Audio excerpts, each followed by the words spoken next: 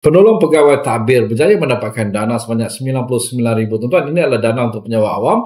Dana RM99,000 dengan bayaran bulanan sebanyak RM1,076 sebulan selama 120 bulan. Dan tuan-tuan, logiknya tuan-tuan, sekiranya seperti pelanggan ini dengan gaji RM3,000, debt service ratio anda 60% iaitu RM1,800, dengan komitmen semasanya RM600, dia masih lagi boleh membuat pinjaman komitmen sebanyak RM1,200 sebulan. Dan komitmen terbaru dengan pinjaman RM99,000 ini adalah sebanyak RM1,076 sebulan, dan logiknya dia memang boleh layak untuk mendapatkan dana ini dengan kadar faedah yang terbaik berbanding dengan pinjaman-pinjaman lain. Tuan-tuan, maklum bantu anda mendapatkan dana dengan kadar faedah terbaik daripada bank, koperasi dan agensi kerajaan. Dan kami adalah sebuah startup kewangan yang memberi video pendidikan kewangan, mencadangkan anda untuk mendapatkan laporan pelapor kredit anda sekurangnya setahun sekali, dan kami membantu anda untuk mendapatkan dana daripada bank, koperasi ataupun agensi kerajaan, ataupun membuat penstrukturan semula komitmen anda. Dan seperti biasa dengan MyLoan, pinjaman anda menjadi lebih mudah. Assalamualaikum, salam sejahtera dan jumpa lagi.